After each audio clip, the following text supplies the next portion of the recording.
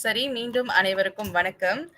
இன்று நம்முடைய கவிமொன்றில் கலந்துரையாடல்ல நம்ம இருக்கோம். நான் பேசுறது தெளிவா விளங்குதா? கேட்குதா? விளங்குதுமா? Okay, okay. நன்றி அக்கா. ஓகே. நம்மளுடைய கலந்துரையாடும் ஆசிரியர் இன்னைக்கு வந்துட்டாங்க.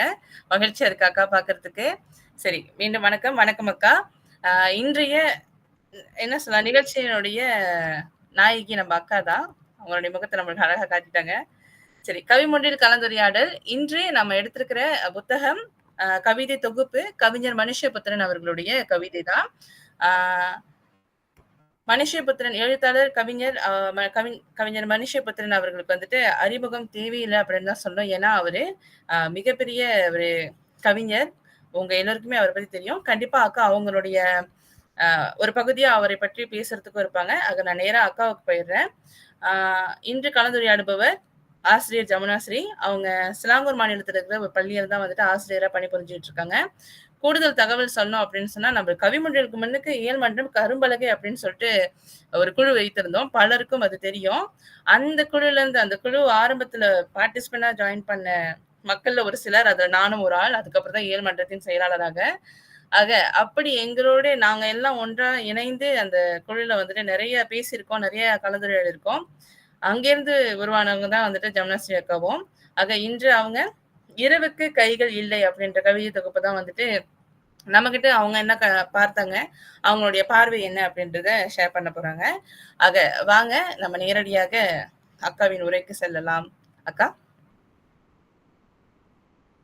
அனைவருக்கும் எனது அன்பு வணக்கம். இன்று நான் தேர்ந்தெடுத்த கவிஞர் பார்த்தோம்னா மனுஷபுத்திரன். இந்த கவிதை வந்துட்டு இவரை நான் தேர்ந்தெடுத்ததுக்கு காரணம் வந்து கவிதைகள் முதல்ல அதிகமா அறிமுகம் இல்லை எனக்கு. நிறைய இன்ஸ்டாகிராம், முகநூல் போன்ற சமூக வலைத்தளங்கள்ல அடிக்கடி இவரோட கவிதைகள் வந்து சிறு சிறு கவிதைகள் வந்து கொண்டே இருக்கும். நம்மளோட குழுவிலுமே அதிகமான கவிதைகள் வந்து இவரோட கவிதைகள் அதிகமா வரும். அதெல்லாம் படிச்சுட்டு ஒரு ஆர்வத்துல நான் போய் தேடி பார்த்து இவரோட புத்தகம் ஒண்ணு வாசிக்கணும்னு தேடின தேடும்போது கிடைத்த புத்தகம் தான் இந்த புத்தகம். இரவுக்கு கைகள் இல்லை. இது வந்துட்டு ஒரு கையறு நிலையின் புத்தகம். இந்த கவிதை புத்தகத்துல இந்த தொகுப்புல முழுமையாவுமே ஆஹ் ஒரு தனிமை, ஒரு மனிதன் வந்துட்டு தனிமையில எவ்வளவு துன்பங்கள் எதிர்நோக்குறாங்க, ஒரு தனிமைன்றது எப்படி இருக்கும், நமக்கு கூட யாருமே இல்லாத போது அது எப்படி இருக்கும் அப்படின்ற ஒரு கையறுக்கப்பட்ட ஒரு ஒரு மனிதன் எப்படி இருப்பான் அப்படின்றதுக்கான ஒரு சூழல் தான் மொத்தமாவே இந்த புத்தகத்துல இருக்கு. அதுல இருந்து என்ன பாதித்த சில கவிதைகள் தான் நான் இதுல தெரிவு செஞ்சிருக்கேன். முதல் கவிதை கண்ணீரின் மலர். நான் முன்பே சொல்லியிருந்தது போல ஆஹ் எல்லாமே வந்துட்டு இந்த புத்தகத்துல உள்ள எல்லாமே வந்துட்டு தனிமை, கண்ணீர், சோகம் இந்த மாதிரி தான் நிறைய இருக்கும். ஆனா அது எல்லாமே நம்மள வந்துட்டு வேறு வகையில சிந்திக்க வைக்கிறதா இருக்கும். அது போல என்ன ரொம்ப சிந்திக்க வச்சது இந்த கவிதை தான். கண்ணீரின் மலர். கண்ணீருக்கு பின் நான் அப்போதுதான் மலர்ந்த மலர் போல ஆகிவிட்டேன். இது தெரிந்திருந்தால் எப்போதோ அழுதிருக்கலாம். இது வந்து இதற்கு முன்னாடி நம்ம கூறப்பட்ட எல்லா கருத்துக்கும் முரணா இருந்தது. அதாவது நம்ம கிட்ட எப்பவுமே நம்மளோட பெற்றோர்கள், உறவினர்கள், நண்பர்கள், நம்மள தெரிஞ்சவங்க எல்லாருமே நம்ம கிட்ட சொல்ற ஒரு அறிவுரை என்னன்னா, அழக்கூடாது, பொம்பளை பிள்ளை அழக்கூடாது, ஆம்பளை பையன் அழக்கூடாது அப்படின்னு எப்பயுமே இந்த அழுகைய வந்துட்டு ஒரு எதிர்மறையான ஒரு விஷயம் அப்படின்ற மாதிரி நமக்கு எப்போதுமே வந்துட்டு ஆஹ் சொல்லிக்கிட்டே இருப்பாங்க. அதனால நம்மளுமே வந்துட்டு இந்த அழுகக்கூடாது, அழுகக்கூடாது, எப்படிப்பட்ட சூழல் வந்தாலும் அழுகக்கூடாது அப்படின்ற மாதிரி ஒரு நிலையில இருப்போம். ஆனா அப்படி ஏதோ ஒரு நாள் நம்ம மனசுல உள்ள அந்த இறுக்கம் வந்து தாங்க முடியாம நம்ம அழுகும்போது கொஞ்ச நேரம் அழுவோம். அழுததுக்கு அப்புறம் அந்த அந்த கஷ்டங்கள், அந்த மன இறுக்கம் எல்லாம் வந்து கொஞ்ச நேரம் அப்படியே லேசான மாதிரி இருக்கும். ஆஹ் நான் நிறைய யோசிச்சிருக்கேன். என்ன சுத்தி வந்து அழுகாத அப்படின்னு சொல்லும்போது, எனக்கு அழுதாதான் எனக்கு வந்துட்டு அந்த மன இறுக்கம் போகுது. ஏன் எல்லாரும் என்ன அழ வேணாம்னு சொல்றாங்க அப்படின்ற மாதிரி யோசிச்சிருக்கேன். எனக்கு பதில் கொடுத்த மாதிரி இருந்தது இந்த கவிதை. அதனாலதான் எனக்கு தாக்கத்தை ஏற்படுத்தின கவிதைன்னு சொன்னேன். ஆஹ் இது வந்து ஒரு துன்பம் வரும்போது அழறது தப்பே இல்ல அப்படின்ற மாதிரி இதுக்கு முன்னாடி உள்ள நம்மளோட எண்ணங்களை வந்து அப்படியே உடைச்சு எறிகிற மாதிரி இருந்துச்சு இந்த கவிதை. அழுகை ஒண்ணும் அவ்வளவு பெரிய குற்றம் கிடையாது. அழணும்னு தோணா அழலாம். அந்த அழுகை வந்து அழுகையே நமக்கு மிகப்பெரிய ஒரு ஆறுதல் அப்படின்ற மாதிரி இந்த கவிதை எனக்கு வந்து காட்டுச்சு. அடுத்த கவிதை.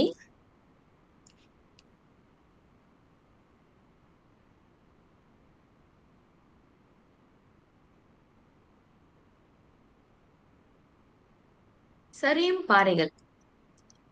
நியாயம் கேட்காதீர்கள். அன்புக்கு பதில் அன்பு கேட்காதீர்கள். தவித்த வாய்க்கு தண்ணீர் கேட்காதீர்கள்.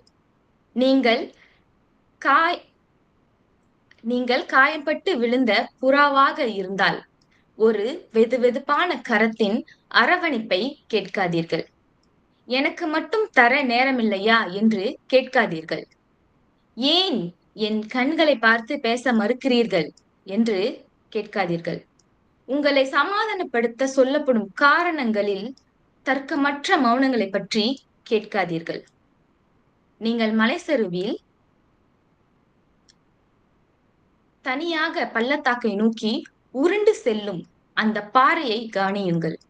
அது தன்னை எவ்வளவு உறுதியாக விடுவித்துக் கொண்டு அமைதியாக பாதாளம் நோக்கி சரிகிறது என்பதை கவனியுங்கள். நான் ஏன் ஒரு பாறையாக இல்லாமல் போனேன் என்பதை சிந்திக்காத இரவுகளே இல்லை. இந்த கவிதை வந்து நான் சொன்னேன் எல்லாமே என்ன பாதிச்ச கவிதைன்னு.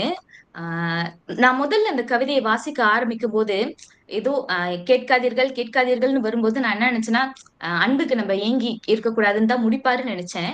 ஆனா அந்த அது அந்த அந்த ஒரு இயல்பான ஒரு நிலைய இந்த கவிதை எங்க வந்து ஒரு சிறப்பான ஒரு இடத்துக்கு கொண்டு போய் சேர்த்துச்சுன்னா, அவரு ஊமைப்படுத்தியிருக்காரு இல்லையா? அந்த ஊமையில தான். அதாவது அந்த தனிமைக்காக ஏங்கப்படும் ஒரு மனிதன், அவன் எப்படி இருக்கணும் அப்படின்றதுக்கு ஒரு மலையில இருந்து உருண்டு வர ஒரு பாறை. அந்த பாறைக்கு வந்து எந்த ஒரு தடைகளும் இருக்காது. அது வந்து ஒரு பாதாளத்தை நோக்கி போகலாம். இல்ல அது வந்துட்டு அந்த பாதாளத்துல இருந்து அது தப்பிக்கலாம். இல்ல அந்த அந்த குழிக்குள்ள அது வந்து விழலாம். என்ன வேணா ஆகலாம். ஆனா வந்து அந்த பாறை எந்த ஒரு அ தடுமாற்றமும் இல்லாம, எந்த ஒரு நடுக்கமும் இல்லாம, அது பாட்டுக்கு தன்னோட அந்த பாதையில போயிட்டே தான் இருக்கும். அதால எங்கேயுமே அது தன்னை வந்து நிறுத்திக் கொள்ள முடியாது. தன்னை யாராவது நிறுத்துவாங்களான்னு அது எதிர்பார்க்கிறதும் கிடையாது. ஆனா நம்ம வந்துட்டு என்ன பண்றோம், நான் இவ்ளோ சோகமா இருக்கேன். எனக்கு இவ்ளோ பிரச்சனைகள் இருக்கு. எனக்குன்னு யாருமே இல்லையே! என் பிரச்சனைகள சொல்றதுக்கு யாருமே இல்லையே! என்னோட பிரச்சனைகள தீர்த்து வைக்க யாருமே இல்லையே! அப்படின்ற மாதிரி அந்த பிரச்சனை கூட நமக்கு அவ்வளவு பெரிய ஒரு தாக்குதலை ஏற்படுத்திராது. ஆனா நம்மளுக்கு யாருமே இல்லையே, யாருமே இல்லையேன்ற அந்த ஒரு எண்ணம் இருக்கு இல்லையா? அதுதான் நம்மள மொத்தமா உடைஞ்சு ஒரு ஒரு புள்ளியில வந்து சரிய வைக்கும். அதுக்கு முன்னாடி நம்ம எவ்வளவோ பிரச்சனைகள் நம்ம சந்திச்சிருப்போம். தினமும் நம்மளுக்கு பிரச்சனைகள் இருக்கு. தினமும் அதை நம்ம சந்திச்சுக்கிட்டு தான் இருக்கோம். ஆனா வந்து ஒரு புள்ளியில நமக்கு யாருமே இல்லன்னு நினைக்கும்போது தான், அந்த பிரச்சனையே நம்மள வந்துட்டு மூழ்கடிக்கிற அளவுக்கு தோன்றும். அதற்கு முன்னாடி வரைக்கும் நம்ம அத வந்து எவ்வளவு பெரிய பிரச்சனையா இருந்தாலும் சந்திச்சிருப்போம். ஆ அது யாருமே இல்லாத தருணம் உணரும்போது தான் நம்ம வந்துட்டு எல்லாருமே ஒரு உடைஞ்சு, ஆ நிர்கதியா நிப்போம். இந்த இந்த கவிதையில வந்துட்டு அப்படி யாரும் நமக்கு தேவையே இல்ல. தனியா இருந்தாலுமே நம்பளால எந்த ஒரு பிரச்சனையா இருந்தாலுமே, நமக்கு நம்ம இருக்கோம். நம்பளால நம்பள காப்பாத்திக்க முடியுன்ற ஒரு எண்ணம் இருந்தா போதும். எப்படியாப்பட்ட சிக்கலா இருந்தாலும் நம்பளால அதுலருந்து வெளிய வர முடியும். அப்படின்ற மாதிரி அந்த கவிதை நமக்கு வந்துட்டு எடுத்துரைக்குது. இவரோட கவிதைகள் எல்லாமே வந்துட்டு அ நேரடியா கூறப்பட்டிருக்க கவிதைகள் தான். நம்ம வாழ்க்கையில சந்திக்கக்கூடிய நமக்கு தெரிஞ்ச அதே கருத்துக்கள் தான். ஆனா அந்த கவிதைகள் வந்துட்டு, அவர் கொடுக்கிற அந்த உவமைகள், அந்த ரொம்ப வித்தியாசமான ஒரு சிந்தனையில அந்த இருக்கிற அந்த உவமைகள்னால தான், அந்த கவிதைகள்லாம் வந்து அவ்ளோ சிறப்பு வாய்ந்ததா வந்து நான் உணர்றேன். அடுத்த கவிதைக்கு போகலாம்.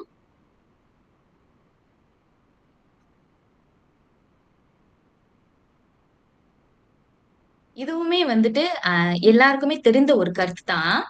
தலைகீழாக வளரும் தாவரம். ஒரு காதலை வேறொன்றாக மாற்ற முடியுமா? ஒரு நட்பாக, ஒரு பாசமாக, ஒரு சிறிய அன்பாக, ஒரு நன்றி அறியுதலாக, காதலின் மொழிகள் மாறுவதில்லை. கைகளின் ஸ்பரிசங்கள் விலகுவதை, நம் கண்கள் உலர்வதை காண ஒரு கணம் போதும். விதையிலிருந்து வான் நோக்கி வளரும் மரத்தை வெட்டுவதுதான் ஒரே வழி. மீண்டும் அதை விதைக்குள் செலுத்துவது எப்படி? பூமிக்குள் தலைகீழாக வளரும் தாவரம் உண்டா? இது நம்ம படிச்சதுமே நம்மளுக்கு புரிஞ்சிருக்கும். இது வந்துட்டு ஆம், நிறைய பேர் சொல்லி நம்ம கேள்விப்பட்டிருக்கோம். ஆ, முதல்ல அது காதலா இருந்துச்சு. இப்ப எங்களுக்குள்ள வெறும் நட்பு தான் இருக்கு. ஆ, நாங்க முதல்ல நேசிச்சோம், காதலிச்சோம். ஆனா இப்ப அது ஒரு பாசம் மட்டும் தான். அவருக்கு அவங்க மேல நமக்கு ஒரு நன்றி தான் இருக்கு. ஒரு சிறிய அன்பு தான் இருக்கு. அப்படின்ற மாதிரி நெறைய நம்ம சொல்லியிருப்போம். அதற்கு ஒரு சிறந்த ஒரு உதாரணம் தான் அந்த வந்துட்டு விதைக்குள்ள இருந்து துளிர் விட்டு வெளிய வர அந்த தாவரத்த காட்டுறாங்க. ஆ, ஒரு நட்போ, ஒரு பாசமோ, ஒரு உறவோ, ஒரு நன்றி இது எல்லாமே வந்துட்டு ஒரு காதலா மாறலாம். ஒரு புள்ளியில எப்படி வந்துட்டு அந்த விதைக்குள் அந்த விதைக்குள்ள இருக்கிற ஒரு செடி வந்துட்டு கஷ்டப்பட்டு துளிர் விடுது இல்லையா? அந்த மாதிரி ஆ இந்த மாரி உறவுகள் எல்லா உறவுகளுக்குள்ளேயும் வந்துட்டு ஒரு காதல் இருக்கு. அந்த காதல் கஷ்டப்பட்டு தன்னை விடுவித்துக் கொண்டு வெளிய வருது. அப்படி வெளிய வந்த பிறகு, அது ஏதோ ஒரு காரணத்தினால அந்த அந்த அந்த காதலானது அங்க வந்து இல்லாம உயிர்ப்பில்லாம போகுதுன்னா, திருப்பியும் அந்த காதல நட்பா மாத்திக்கிறேன். இல்ல நாங்க இப்ப ஒரு அ நாங்க நட்பா இருக்கோம். நாங்க ஒரு ஒரு பாசத்தின் பேர்ல தான் பழகிட்டு இருக்கோம். ஒரு அன்பா தான் நாங்க இருக்கோம். அப்படின்ற மாதிரி அ ஒரு விஷயம் வரும்போது, அது வந்துட்டு ஏற்றுக்கொள்ள முடியாத ஒரு விஷயம் அப்படின்ற மாதிரி அதுக்கு ஒரு சிறந்த உதாரணம் தான் அது. ஒரு விதைக்குள்ள இருந்து ஒரு துளிர் வந்த பிறகு, அந்த துளிர நம்ம வந்து பிடுங்கி எறிய மட்டும் தான் முடியுமே தவிர, அந்த மரத்த நம்ம வந்துட்டு பிடுங்கி எறிய மட்டும் தான் முடியுமே தவிர, அந்த மரத்த நம்ம திருப்பியும் வந்துட்டு சின்னதாக்கி விதைக்குள்ள போட்டு நம்ம வந்து மூடி வைக்க முடியாது. அப்படின்றத ரொம்ப அழகா வந்து இந்த கவிதையில வந்து எடுத்துரைச்சிருக்காரு கவிஞர். அடுத்து,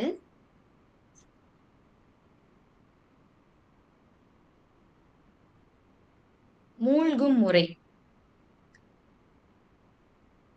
என் வாழ்விலே இதுதான் மோசமான காலம் என்றெனக்கு தோன்றிவிட்டது. அப்படியெனில், இதற்கு முன் வந்த மோசமான காலங்கள் என்ன? கடவுள் நம்மை ஒரேடியாக தண்ணீரில் தள்ளுவதில்லை. ஒரு குழந்தையை பழக்குவது போல படிப்படியாக நீச்சல் பழக்குகிறார்.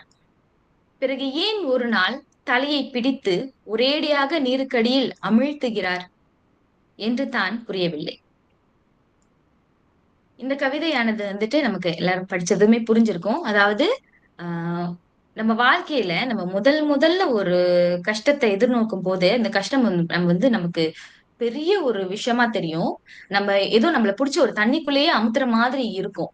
ஆனா வந்துட்டு, ஆ அந்த அந்த கஷ்டங்கள் எல்லாம் வந்துட்டு, அத விட ஒரு பெரிய துன்பமோ, அத விட பெரிய ஒரு சவாலோ சந்திக்கும்போது, அது நமக்கு எப்படி இருக்கும்னா, நம்மளுக்கு இந்த இந்த சவால சந்திக்கிறதுக்கு ஒரு உறுதுணையான ஒரு விஷயமா நமக்கு தெரிஞ்சிரும். ஒரு அனுபவமா, ஒரு படிப்பினையா அப்படி இருக்கும். உதாரணத்துக்கு வந்துட்டு, ஒரு குழந்தை வந்து முத பரீட்சை எழுதும்போது, அந்த பரீட்சை வந்து அந்த பிள்ளைக்கு வந்து மிகப்பெரிய சவாலா இருக்கும். அடுத்து அந்த பிள்ளை வந்து இடைநிலை பள்ளிக்கு போகும்போது, அங்க இருக்கிற விஷயங்கள் எல்லாம் சவாலா தெரியும். இடைநிலை பள்ளியிலிருந்து அவங்க கல்லூரியோ, அ யுனிவர்சிட்டீஸோ இந்த மாதிரி போகும்போது, அவங்களுக்கு அது இன்னும் சவால். இந்த பல்கலைக்கழக பரீட்சையெல்லாம் வந்து ரொம்ப சவாலா இருக்கிற மாரி இருக்கும்.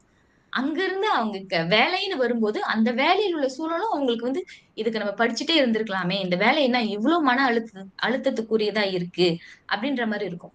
ஆனா ஒவ்வொரு கட்டமும் நம்ம சந்திச்ச சவால்களும், நம்ம சந்திச்ச அ துன்பங்களும் வந்துட்டு, அடுத்த படிக்கு நம்மள தயார்படுத்துதுன்றத நம்ம மறந்துர்றோம். எப்பயுமே அந்த ஒரு துன்பத்த சந்திக்கும்போது நம்ம சொல்ற விஷயம் என்னன்னா, "ஐயோ! என் வாழ்க்கையிலே இப்படியாப்பட்ட ஒரு ஒரு கஷ்டத்த நான் சந்திச்சதே இல்ல." அது என்ன கஷ்டமாவே என்ன இருக்கட்டும். தனிமையா இருக்கட்டும், பண கஷ்டமா இருக்கட்டும், படிப்புல பிள்ளைங்களுக்கு இருக்கிற மன அழுத்தமா இருக்கட்டும், வேலையில இருக்கிற மன அழுத்தமா இருக்கட்டும், குடும்ப உறவுகள்ல உள்ள சிக்கலா இருக்கட்டும். முதல் முறையா அத நம்ப அணுகும்போது, அது நம்மளுக்கு வந்து ஒரு மோசமான காலமா இருக்கும். இங்க அதத்தான் இங்க வந்துட்டு நம்மள தண்ணீர்ல ஒரடியா புடிச்சு நம்மள தள்றது இல்ல. கொஞ்சம் கொஞ்சமா நம்மளுக்கு நீச்சல் பழகுகிறார், அப்படின்ற மாதிரி சொல்லியிருக்காங்க. கடவுளுக்கு தெரியுது நம்ம கஷ்டப்படுறோம் அப்டின்ட்டு. அதனால நம்ம கொஞ்சம் கொஞ்சமா நம்மள தயார்படுத்துறாரு. ஆனா ஏன் அப்படி தயார்படுத்தும் போதும், ஏன் நம்மள ஒரேடியா புடிச்சு அமுத்துறாரு? அப்டின்ற மாதிரி அங்க ஒரு கேள்வி. அங்க ஒரு பரிதவிப்பு, ஒரு அ ஒரு சோகம், ஒரு வருத்தம். அந்த ஒரு விஷயம் வந்து இந்த கவிதையில வந்து நம்ம தெரிஞ்சுக்கலாம். நான் முன்னாடியே சொல்லியிருந்தது போல இந்த கவிதை புத்தகத்துல எல்லா கவிதைகளும் இந்த மாதிரி ஒரு சோகத்தையோ, ஒரு துன்பத்தையோ, ஒரு தனிமையையோ, ஏதோ ஒரு ஒரு கேள்வியோ அங்க வந்துட்டு நமக்கு வந்துட்டு உணர்த்தும் வகையிலேயே வந்து எல்லா கவிதைகளுமே இருக்கு. அதுல இதுவுமே ஒரு கவிதை. அடுத்து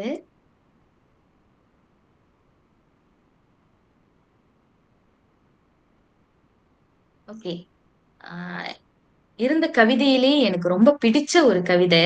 ஆ அதாவது சரி நம்ம நேரம் கவிதையில போயிரலாம். உலகிலேயே அதிக எடையுள்ள மலர், ஒரு உறவின் தராசு முள் இப்போது மையத்தில் இருக்கிறது. எப்பக்கம் சாயும் என மனம் பதைக்கிறது. ஒரு உறவின் தராசு முள் இப்போது மையத்தில் இருக்கிறது. எப்பக்கம் சாயும் எனும் மனம் எப்பக்கம் சாயும் என மனம் பதைக்கிறது. ஒரு தட்டில் வைக்க பிரிவின் கனத்த சொற்கள். மறு தட்டில் வைக்க காதலின் சின்னஞ்சிறு மலர். எனக்கு யாராவது தாருங்கள் இந்த உலகின் அதிக எடையுள்ள மலரொன்றை. ஒரு உறவின் தராசு முள் நீண்ட நேரம் மையத்தில் நிற்பதை யாரால் தாங்க முடியும்? இது வந்துட்டு நிச்சயமா ஒரு உறவுக்கு நடுவுல ஆஹ் அது எந்த உறவா வேணாலும் இருக்கலாம். இங்க வந்துட்டு காதல் அப்படின்ற ஒரு வார்த்தையை நடுவுல பயன்படுத்தியிருக்காங்க கவிஞர். அந்த காதல்ன்ற வார்த்தை எந்த உறவுல வேணாலும் இருக்கலாம். ஆக இது வந்துட்டு ஒரு உறவு இருக்கும். ஆனா அந்த உறவு வந்துட்டு இருவருக்குள்ள இருக்கும்போது, அது வந்துட்டு ஆ நண்பர்களுக்குள்ளயா இருக்கலாம், காதலர்களுக்குள்ளயா இருக்கலாம், அம்மா பிள்ளைங்கக்குள்ள இருக்கலாம், அப்பா பையனுக்குள் அந்த மாதிரி நட்பு இருக்கு. அந்த மாதிரி உறவு இருக்கலாம். என்ன வேணா உறவு இருக்கட்டும். அந்த உறவு வந்துட்டு ஆ ஒரு தராசு முள் அதாவது பிரிய போதா, சேரப்போதா அப்படின்ற ஒரு நிலைமை வரும்போது, எப்போதுமே என்ன என்ன ஒரு விஷயம் எல்லாருமே என்ன பண்றோம்னா, அந்த கனத்த சொற்கள் பயன்படுத்துறாங்க இல்லையா? அத வந்துட்டு அதிகமா நம்ம போட்டு ஒரு பக்கமும், மறுபக்கம் இங்க ஒரு சின்னஞ்சிறு மலர்ன்றத ஒருமையில பயன்படுத்தியிருக்காங்க. கனத்த சொற்கள பன்மையில பயன்படுத்தியிருக்காங்க. இப்ப நெறைய அந்த அ கருத்து வேறுபாடுகள் இந்த மாதிரி எல்லாத்தையுமே நெறைய இருக்கு அந்த மாதிரி. அதாவது எதிர்மறையா எல்லாமே நெறைய இருக்கு. அந்த உறவு வந்து நீடிக்கிறதுக்கான அ விஷயமா இருக்கிற மலர் வந்து சின்னஞ்சிறு ஒரு சின்ன ஒரு ஒரே ஒரு மலர் தான் இருக்கு. அதாவது அந்த காதல்ல எவ்ளோ அந்த உறவுல எவ்ளோ ஒரு நல்ல விஷயங்கள் நடந்திருந்தாலும், இருவரும் எவ்ளோ சந்தோஷமா இருந்திருந்தாலும், எவ்ளோ நல்ல நல்ல இனிமையான நிகழ்வுகள், பரிசுகள் இந்த மாரி அ அ ஒரு உறவுக்குள்ள எவ்ளோ நல்ல பரிமாற்றங்கள் இருந்திருந்தாலும், அந்த பிரிய போற அந்த சில நொடிகள் இருக்கு இல்லையா? அந்த நொடிகள்ல அ அதிகமான அந்த கனத்த தான் வந்து தெரியுது. ஆ நல்ல நல்ல இதுக்கு முன்னாடி உள்ள நினைவுகள் எல்லாம் வந்துட்டு ரொம்ப சின்னதா ஒண்ணே ஒண்ணதான் ஒரே ஒரு சின்ன மலர் மாதிரி தான் இருக்கு. ஆ ஆக எனக்கு வந்துட்டு இந்த உலகத்திலேயே மிகப்பெரிய ஒரு மலர் குடுங்க. அந்த தராசு முள் வந்து எந்த நேரம் வேணாலும் சரிஞ்சிரும். அப்படின்ற மாரி கேட்டிருக்காங்க. அங்க அவங்க பெரிய அதிக எடையுள்ள மலர் கேட்டிருக்காங்க. அப்படின்னா, அந்த உறவு வந்து முடியணும் அப்படின்ற எண்ணத்துல கேட்கல. அந்த உறவு வந்து தொடரணும் அப்படின்ற ஒரு எண்ணத்துல கேட்கறாங்க. ஆனா, அந்த உறவு தொடரணும் அப்படின்றதுக்கான வெளிப்படையா எந்த ஒரு முயற்சியும் எடுக்க முடியாம, அது எப்படியாவது அந்த உறவு வந்துட்டு நீடிச்சிராதா? அப்படின்ற மாதிரி ஒரு பரிதவிப்பு, ஏதோ ஒரு சோகம், ஏதோ ஒரு ஏக்கம் இந்த கவிதையில வந்துட்டு நம்பளால உணர முடியுது.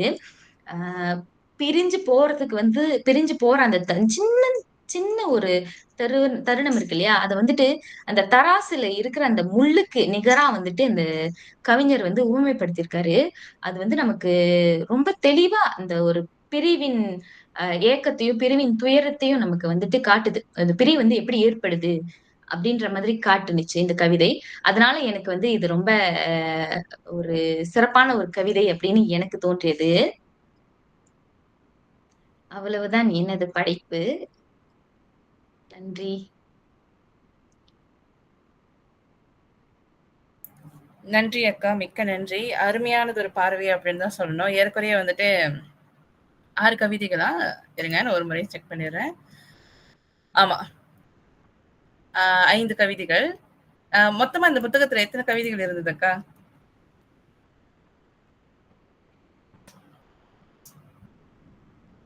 சக்க தேடிட்டோம். ஏன் இந்த கேள்வி அப்படின்னு சொன்னாக்க, ஆ இங்க ஏற்கனவே கூட யாரோ ஒரு ஆள் கவிஞர் மனிஷபுத்திரன் அவர்களுடைய ஒரு புத்தகத்த வந்து அக்கா எத்தன பக்கம் அக்கா? 137 கவிதைகள் இருக்குமா?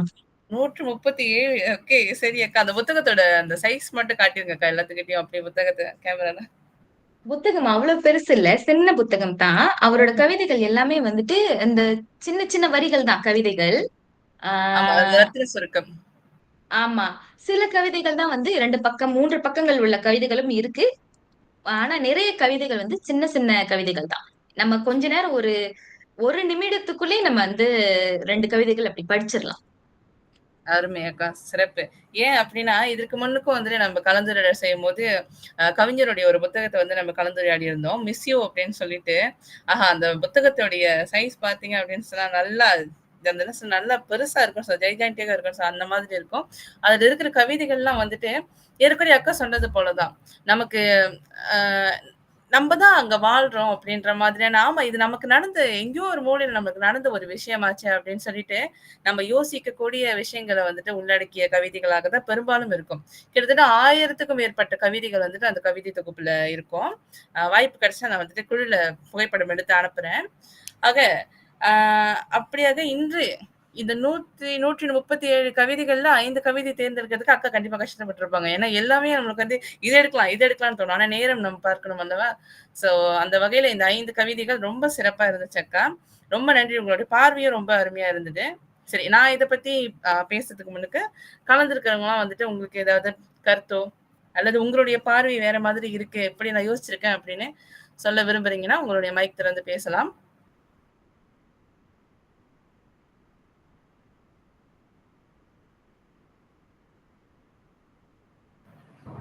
மதி யாராவது? சார் பேர் சொல்லி கூப்பிடுங்க, அப்பதான் வருவாரு. ஓ! Okay sir. இல்ல சார் ஸ்டக் ஆயிட்டோம். இல்லையா? ஓகே. லைன் வேலை செய்யுது. மதியழகன் சார் வாங்க. சார் மட்டும் கூப்பிட்டா மற்றவங்கலாம் வரமாட்டீங்களா? எல்லாரும் வாங்க. முதல்ல மதியழகன் சார் பேசுங்க சார். வணக்கம் வணக்கம் அனைவருக்கும். டீச்சருக்கு வந்து வாழ்த்துக்கள் சொல்லிக்கிறேன். ஏன்னா டைரக்ட் டு த பாயிண்ட் நீட்டு சொல்லிட்டாங்க. அது அவங்க ஏன்னா அதனால தான் எனக்கு அதில் வேற ஒன்றும் சொல்றதுக்கு ஒன்றும் இல்லை. டீச்சர் சொன்ன விளக்கங்கள் வந்து டைரக்ட் டு த பாயிண்டாக இருந்துச்சு. அதில் ஆழத்து டீச்சர் வந்து ரொம்ப அழகாக சொன்னாங்க. எனக்கு அதில் அந்த மனுஷ புத்தகத்தை பற்றி இந்த இந்த டீச்சர் பகிர்ந்தோன்னு தான் நான் அதை பற்றி படித்தேன். அவர் பேர் வந்து அப்துல் ஹமீது. அவர் ஒரு இஸ்லாமியர். அப்துல் ஹமீது அவரு. அவர் உடல் குறை உள்ளவர்.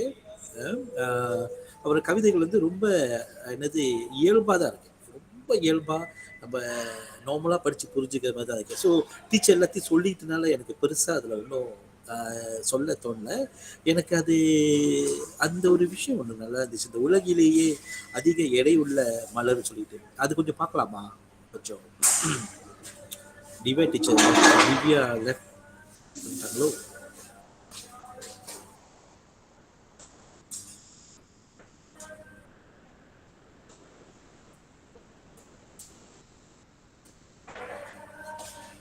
Okay okay. ஸோ எங்கேயோ போகுது எங்கேயோ வருது. Okay okay. ஸோ டீச்சர் வந்து எனக்கு அதில் டீச்சர் சொன்னது வந்து அது ரொம்ப பிடிச்சிருச்சு. அந்த கனத்த சொற்களும் சின்னஞ்சிறு மலர் சொல்லிட்டு அந்த ஒப்பீடு அந்த வந்து ரொம்ப அழகாக இருந்துச்சு. நீங்கள் சொன்னோன்னு டீச்சர் நானும் பார்க்குறது. ஆமாம்ல ஒருமை பன்மையில் இருக்கு.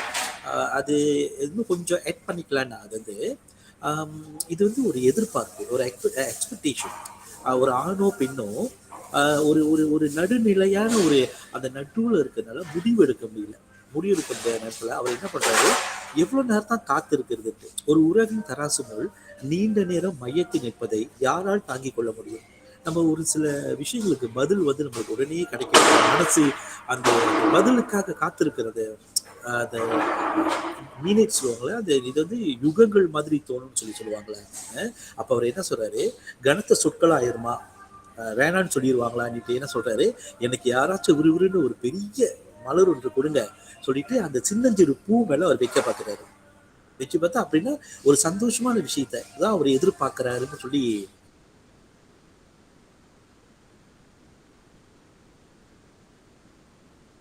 நான் நான் நினைக்கிறேன்.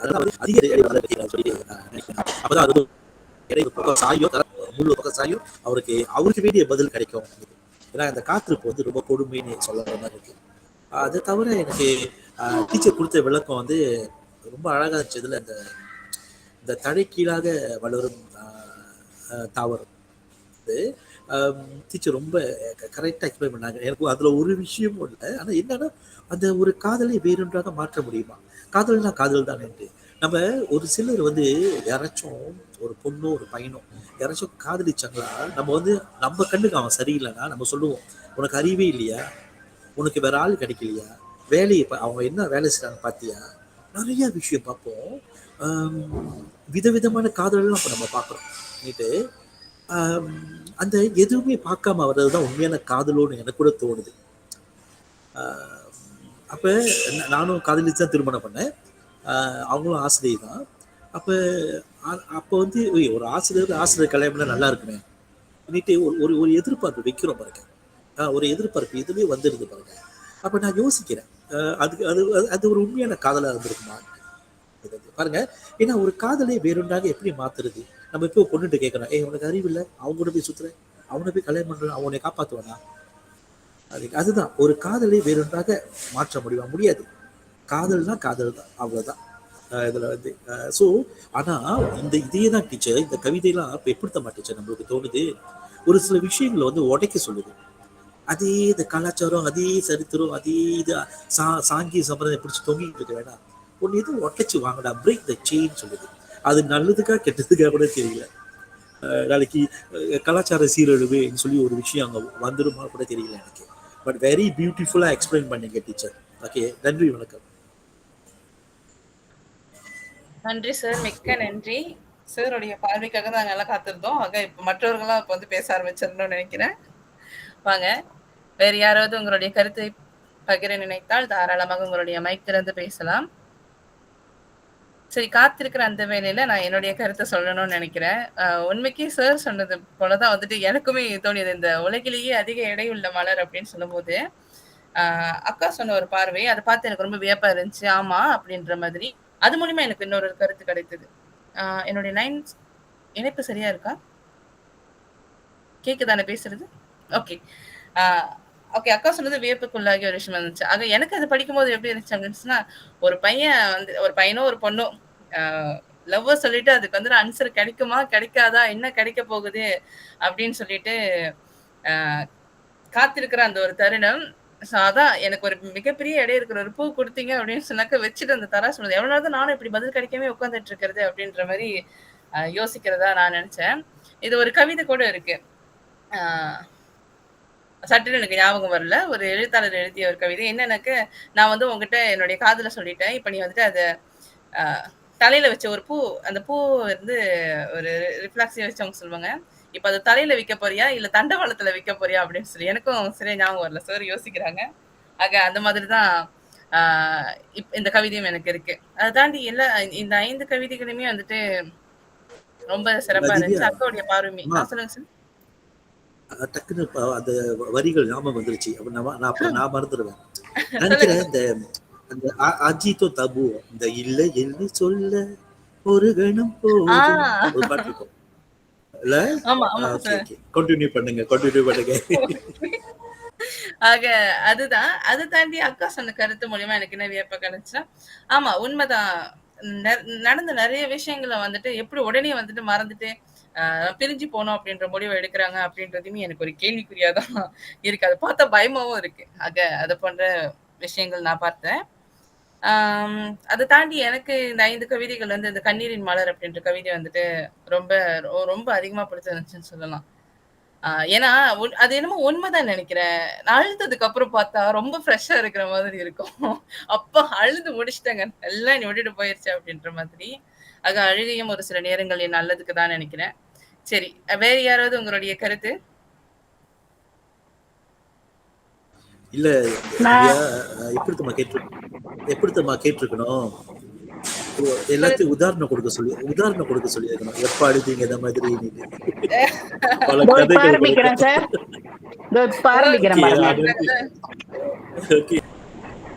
சரி, முதல்ல வந்துட்டு ஜமுனாஸ்ரீக்கு வாழ்த்தும் பாராட்டும்.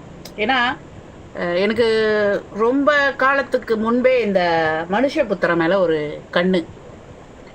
யாரா அது பேரே வந்து மனுஷன்னு வச்சிருக்காருல்ல, அவர் எப்படியாப்பட்ட மனுஷனாக இருப்பார் அப்படிங்கிறது எனக்கு ரொம்ப நாளாவே பார்க்கணும் அப்படின்ட்டுன்னு அதை பற்றின வரலாறு சார் சொல்லிட்டாரு. திரும்பியும் அங்கே போவேனா. இப்போது கண்ணீரின் மலர், கண்ணீரே ஒரு பூ வச்சிருக்கு பாருங்க, அப்படியே ஒரு மாதிரி முத்து முத்தா அழகாக விழும் கண்ணீர். நீங்கள் எப்படி அழுதாலும் அந்த கண்ணீரை நீங்கள் ஒரு பொருளோட ஒப்பிட்டு சொல்ல முடியும். அப்படியே தார தாரையாக ஊற்றுது, மழை மாதிரி கொட்டுது, இப்படி எப்படியாவது அந்த கண்ணீரை சொல்ல முடியும் நம்மளால். அது ஒரு பக்கம். அழுதுட்டாலே நம்ம ஒருங்கிணைப்பாளர் சொன்ன மாதிரி தான், சாரிப்பா எனக்கு பேர் வரல, வயசாயிடுச்சு. அழுதுட்டாலே நம்மளுடைய பாரங்களை தான் அத்தனையும் தொலைஞ்ச மாதிரி இருக்கும். அதனால தான் உங்களுக்கு எத்தனை பேருக்கு அனுபவம் இருக்குன்னு தெரில. ஒரு அப்பாவோ அம்மாவோ இறந்துட்டு அந்த பொம்பளை பசங்கள்லாம் உளுந்து பிறண்டு அழுவுங்க வீட்டில். இந்த ஆம்பளை பசங்க அழமாட்டாங்க, அப்படியே நிற்பாங்க. ஆனால் அந்த இடுகாட்டுக்கு போயிட்டோன்னு வைங்களேன், ஐயோ இந்த பையனை அவ்வளோ நேரம் இப்படி நின்றுட்டு இருந்தான் அப்படிங்கிற ஒரு ஆச்சரியத்தை கொடுக்கும். அங்கே தான் அவங்க அது அந்த கண்ணீரை எல்லாம் முடிச்சிட்டு அடுத்தடுத்த காரியங்களுக்கு தன்னை தயார்படுத்திக்கிறதுக்கு இந்த கண்ணீர் மிகப்பெரிய மருந்தாக இருக்கும். அதனால் இடம் பொருள் ஏவல் தெரியாமல் அழுதுருங்க. ஏன் இதை நான் சொல்கிறேன்னா, நிறைய நேரங்களில் நான் அழுகிறது கிடையாது. ஏன் அப்படின்னு சொன்னால், நம்மளை நம்பி ஒரு 4-5 பேர் இருப்பாங்க. இப்போ உதாரணத்துக்கு சார் இருக்க, எனக்கு தெரிஞ்சு சார் நல்ல நண்பருங்கிறதுனால நான் உதாரணத்துக்கு பயன்படுத்திக்கிறேன். சார் அந்த குடும்ப தலைவனாக இருக்கும்போது உடஞ்சிட்டாருன்னா சுற்றி இருக்கிறவங்களோட நிலைமை. அதனால் அப்படி ஒரு கட்டுப்பாட்டில் நம்ம அந்த கண்ணீரை தேக்கி வைக்கிறோம். ஆனால் இந்த ஆள் பாருங்களேன், அப்படியே புதுசாக வந்துட்ட மாதிரி எனக்கு இருக்குது. தெரிஞ்சிருந்தா நான் எப்பயும் அழுதுருப்பேனே அப்படிங்கிறது. எனக்கு இந்த புற்றுநோய் வந்த பிறகு என்னோட சீனியர் டீச்சராக கூப்பிட்டு சொன்னாங்க, சந்தா அழுகுறதுன்னா அழுந்துருங்க அப்படின்ட்டு. எனக்கு ஆச்சரியமாக இருந்துச்சு, ஏன் அவங்க இதை சொல்கிறாங்க, ஏன் அழ சொல்கிறாங்க அப்படின்னு. ஆனால் அந்த காலப்போக்கில் போக ஆனால் அன்னைக்கே அழுதுருந்தா என்னோட வேதனை தீர்ந்துருக்கும். நம்ம அழலை பாருங்க அன்றைக்கி. அப்போ இப்போ கிட்டத்தட்ட கொஞ்சம் ஒளிஞ்சு வாழ்கிற ஒரு வாழ்க்கையை தான் நம்ம வாழ்கிறோம். யாருக்கெல்லாம் கேன்சர் இருக்கோ அந்த கேன்சர்னால இழந்து போகிறவங்க ரொம்ப நெருங்கின நண்பராக இருந்தாலும் நான் போக மாட்டேன். இவ்வளோ நெருங்கிய உறவுக்காரவங்களாக இருந்தாலும் நான் போக மாட்டேன். எவ்வளோ தோழமையாக இருந்தாலும் அவங்க மருத்துவமனைக்கு இருந்தால் நான் போக மாட்டேன், அவங்ககிட்ட பேச மாட்டேன். ஏன்னா அந்த பயம் உள்ளே இருக்கு. அன்னைக்கு அந்த கண்ணீரை நான் எப்படின்னா அவங்க முன்னுக்கு போய் நம்ம உடஞ்சிடக்கூடாது. அதனால் அன்னைக்கு ஒரு வேளை அவங்க சொன்னப்போ நான் அழுதுருந்தேன்னா, அதான் இந்த வரி பாருங்க, தெரிஞ்சிருந்தா அப்போதே அழுதுருப்பேன். அழாமல் நேரம் ஆயிடுச்சுன்னா சொல்லுங்கப்பா, நான் விட்டா அப்படி தான் பேசிகிட்டே இருப்பேன். அழாமல் தேக்கி வச்சதோடைய தாக்கம் தெரியுங்களா. எப்பெல்லாம் இந்த மாதிரியான ஒரு செய்தி பார்க்குறோமோ அப்போ கண்ணில் தண்ணி வரும். அது எத்தனை மணியாக இருந்தாலும் சரி. ஒரு டிக்டாக்ல பார்த்தா கூட பொசுக்குன்னு தண்ணி வரும். அப்போது அன்றைக்கு அழுதுறதா ஒரு வேளை இன்னமும் கொஞ்சம் திடமாக இருந்திருக்கலாமோ அப்படின்னு தோண வைக்கிது இந்த கண்ணீரின் மலர். அந்த கவிதையை எடுத்து கொடுத்துக்கு இந்த பாப்பாவுக்கு ஒரு வாழ்த்துக்கள். சரியும் பாதை வேணாம், அப்புறம் ரொம்ப பேச வேண்டி வந்துடும். இந்த காதல் கதைக்கு போயிடுறேன் சார். அது மூழ்கும் முறை. இந்த மூழ்கும் முறை பாருங்களேன், எனக்கு இந்த கவிதை ஒரு முரணாக தெரிகிற மாதிரி இருக்குது. முதல்ல சொல்கிறார், கடவுள் எனக்கு படிப்படியாக துன்பங்கள் கொடுத்து என்னை திடப்படுத்துகிறாரு, அப்புறம் ஏன் கடைசியில் ஒரே அடியாக போட்டு அழுத்துறாரு அப்படின்னு கேட்கும்போது எனக்கு அங்கிட்டு கொஞ்சம் முரணாக இருக்குது. ஏன்னா உனக்கு ஆரம்பத்துலேருந்தே சொல்கிறாருல்ல இது இப்படி தான் இருக்கும்போது கடைசியில் ஏன் போட்ட அவர் ஒரே அடியாக நீருக்கடியில் அழுத்துக்கிறார் என்று தான் புரியவே இல்லை அப்படிங்கிறது எனக்கு புரியாமல் இருக்குது. யாருக்காவது தெரிஞ்சால் சொல்லுங்கள். ஏன் போட்டு ஐயா அந்த ஆள் தான் சொல்கிறாரு, ஏய் நீ இதை போவாத, இது செய்யாத, இது நம்ம பிள்ளைகளுக்கு சொல்கிற பாடம் மாதிரி தான், செய்யாத அப்படி இப்படின்னு சொல்கிறோம். கடைசியில் ரேம் பண்ணி போய் எங்கேயாவது உளுந்து வாரிட்டு வரான். அப்புறம் ஏன் எனக்கு இவ்வளோ பெரிய துன்பம்னு கேட்குறது தப்பு தானே. உன்னை தான் ஒரு நெறிப்படுத்திக்கிட்டு வராரு. ஆனால் ஏன் மனுஷபுத்திரன் அப்படி எழுதியிருக்காருன்னு தெரியல. ராத்திரி 9-10 மணிக்கு எழுதியிருக்கிறதுனால இப்படி எழுதிட்டாரா என்னன்னு எனக்கு தெரியல. இவரோட கவிதைகளில் பெரும்பாலும் பார்த்தீங்கன்னா இந்த மாதிரி நேரம் போட்டிருப்பாரு. அதிக எடையுள்ள மலர். எல்லாரும் இதை பெரும்பாலும் காதலாக பார்க்குறீங்க. இது ஒரு உறவாவோ ஒரு நட்பாவோ, ஒரு இப்போ கணவன் மனைவியாக இருந்தால் விடு பார்த்துக்கலாம் அப்படின்னு ஒரு சின்ன வார்த்தை சொல்லிட்டா, அதுதான் இங்கே சின்ன மலர், அந்த கொஞ்சம் கனமான மலர் சொல்லிட்டு அந்த அந்த அந்த கோபமோ அந்த துன்பமோ தீர்ந்து போயிடும். அந்த சரி விடு அப்படின்னு சொல்கிற அந்த சமரசத்துக்கு வர்றதுக்கு 2 பேருக்குமே மனசு இல்லாமல் தான் அந்த முள்ளு நடுவுலையே நிற்கிது. 2 பேரும் இழுத்துக்கிட்டே இருக்காங்க. அந்த சரி விடுன்னு சொல்லி யாராவது விட்டால் அந்த முள்ளு ஒரு பக்கம் இறங்கிரும் பாருங்களேன். அது சிந்திக்க வேண்டிய ஒரு தராசு தான் இந்த தராசு. அப்புறம் வேற என்ன, அவ்வளோதான் நினைக்கிற. ஒரேடியாக நம்ம டைம் எடுத்துக்கூடாது.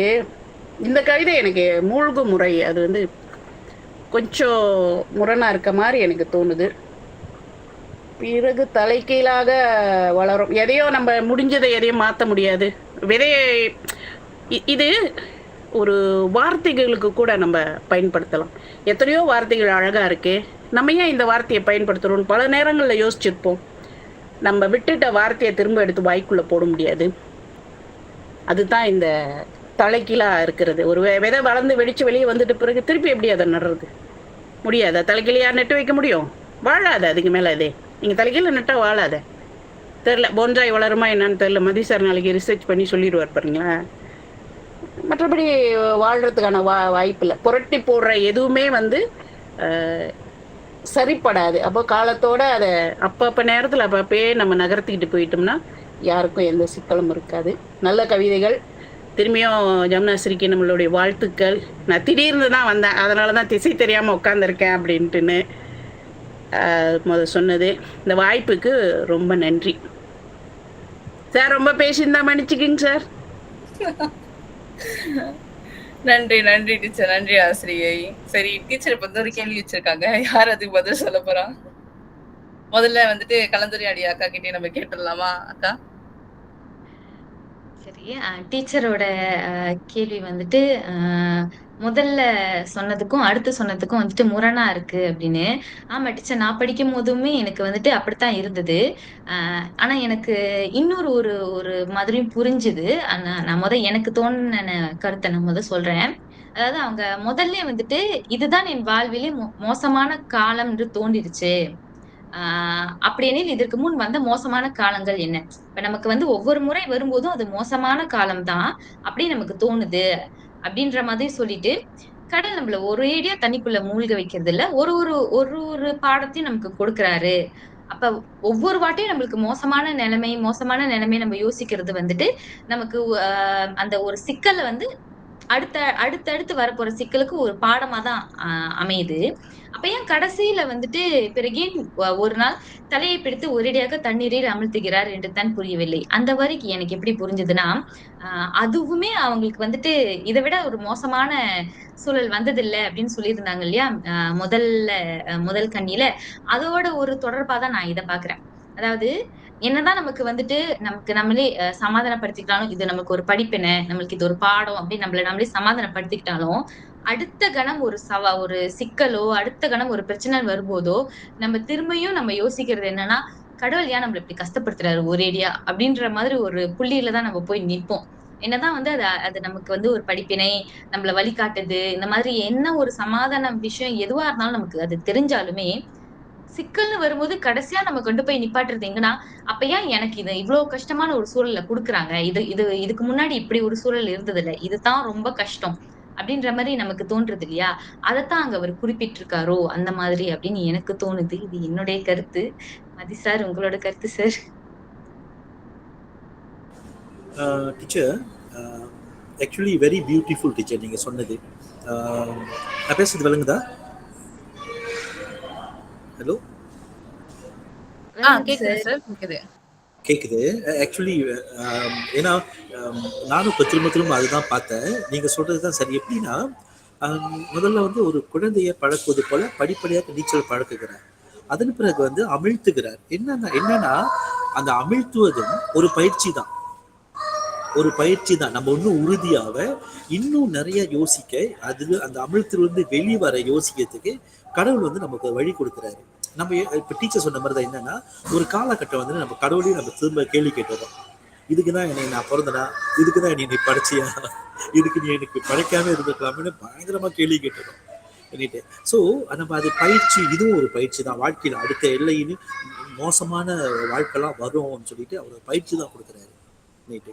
ஏன் புரியவில்லைன்னா நம்ம வந்து நமக்கும் கடவுளுக்கும் உண்டான அந்த பந்தத்தை, அந்த உறவை நம்ம வந்து ஆழமா புரிஞ்சுக்கிறது இல்லை.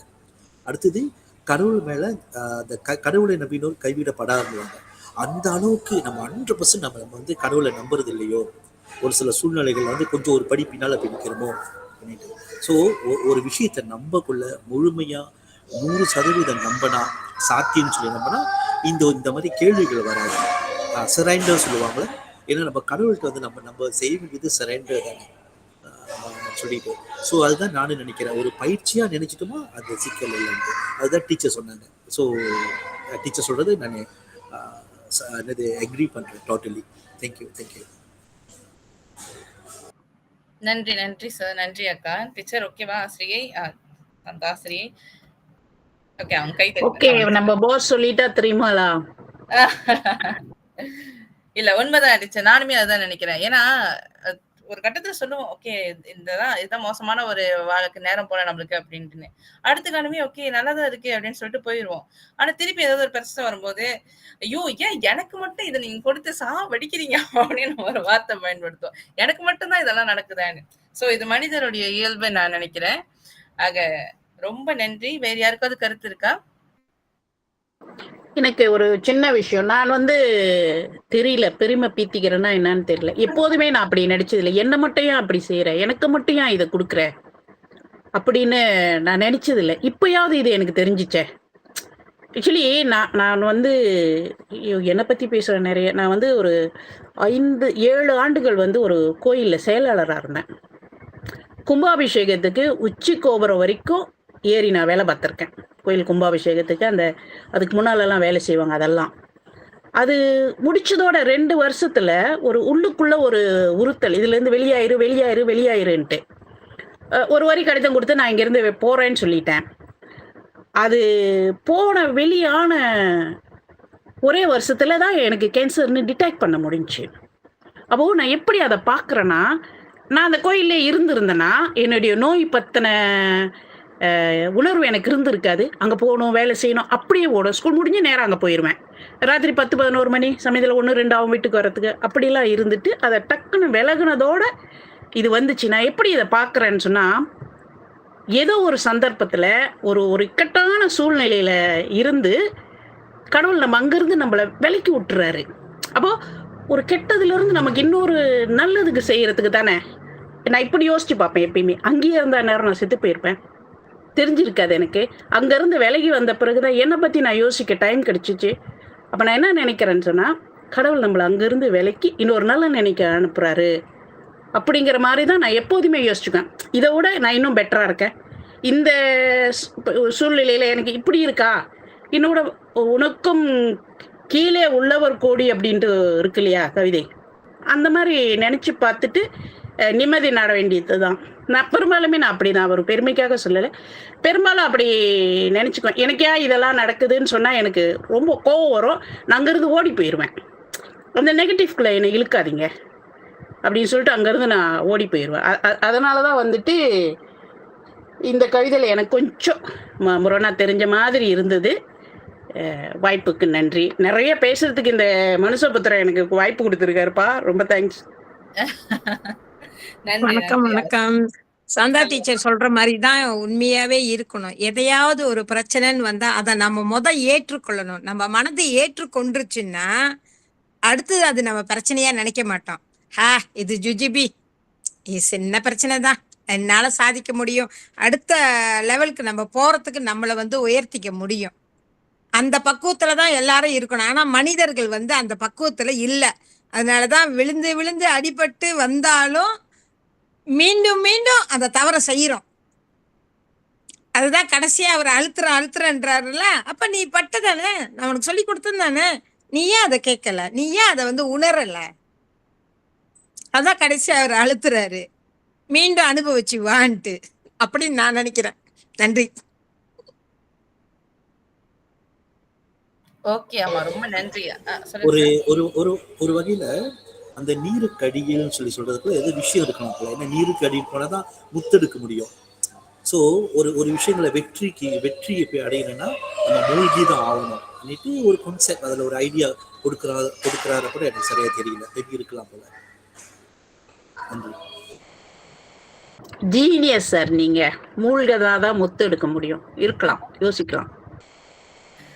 நன்றி சார், நன்றி டீச்சர். உண்மைதான் போல. பாருங்க, கவிதை அப்படின்றது, கவிதையினுடைய பவரும் கவிஞனுடைய பவரும் வந்து வேற லெவல். ஒரு வாசகனை எந்த அளவுக்கு வந்துட்டு யோசிக்க வைக்குது அப்படின்றது தான்.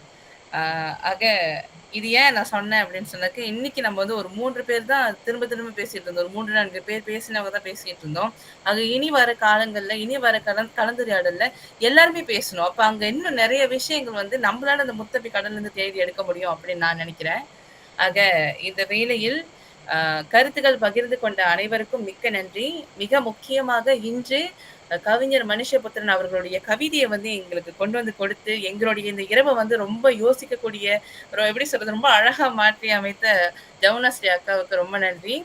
மறக்காம நம்ம கவிஞருக்குமே நன்றி சொல்லணும். இன்வெஸ்டிவலா வந்துட்டு கண்டிப்பா, ஏன்னா அவங்க இல்லைன்னா இந்த கவிதை நம்மளுக்கு கிடைச்சிருக்காது, இவ்வளவு விஷயங்கள் நம்ம பேசியிருக்க மாட்டோம். ஆக அனைவருக்குமே நன்றி கூறி இரவு வணக்கம். என்னங்க இந்த நேரத்துல யாரோ ஒரு ஆள் உள்ளுக்கே வராங்க. வணக்கம் ராதையின் அன்பு முகவரி. நம்ம மீட்டிங் முடிஞ்சிருச்சு, நம்ம வெளியாகிறோம். அதான் நன்றி சொல்லிட்டு இருக்கேன். இந்த வேலையை நீங்க இணைந்திருக்கீங்க, ரொம்ப நன்றி. ஆக அனைவருக்குமே நன்றி. மீண்டும் அடுத்தது ஒரு அழகான கலந்துரையாடல்ல நம்ம சந்திக்கலாம். நன்றி நன்றி. வாழ்த்துக்கள் டீச்சர், உங்களுக்கு சிறப்பான கவிதை எடுத்து செஞ்சதுக்கு நன்றி. நன்றி டீச்சர். நம்மளோட ஒருங்கிணைப்பாளர் திவ்யா அவர்களுக்கும் நன்றி. நன்றி அக்கா, நன்றி. அனைவருக்குமே நன்றி. இரவு வணக்கம். Good night. பாய். இரவு வணக்கம்.